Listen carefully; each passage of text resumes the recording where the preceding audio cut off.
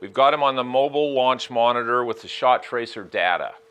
Now, this is great because we can start to see some interesting things, or we see numbers that are pretty good, but so what's going on with his swing? So his numbers are all pretty good relative to this club he's hitting, but when I watch his swing, and what I want you to watch is when I back away, watch what this right hip does or doesn't do, because this is going to be a big problem relative to why he gets a little steep and maybe he's losing a lot of control and distance.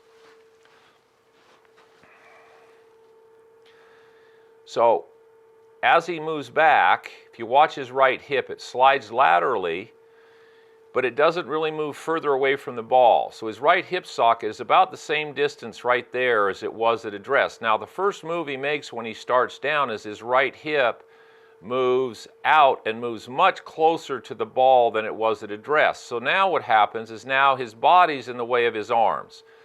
So the club gets steep and he starts looking like he's a little jammed. So the tendency is a little steep, start to pull everything.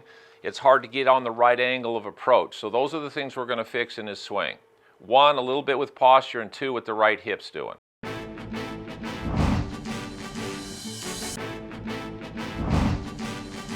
All right, Kris, here's what we need to work on. Yours is basically, you do a lot of really good things with the club face, your hands work pretty good, your arms get steep and you get a little twisty. Why? It's all back to what your right leg or right hip does or doesn't do.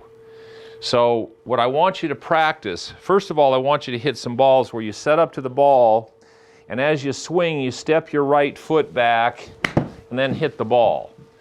Because we've got to get this right hip to start to move out of the way. It has to move out of the way. Now your right hip starts right here. If I put a marker on your right hip socket, it starts there. You make your backswing, it's still there. The first move you make when you start down is your right hip moves closer to the ball.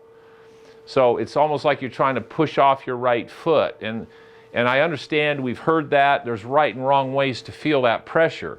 But this hip socket can't move closer to the ball.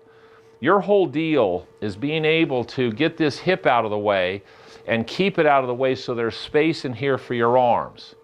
So the first thing is you got to feel what it feels like to get your right hip out of the way.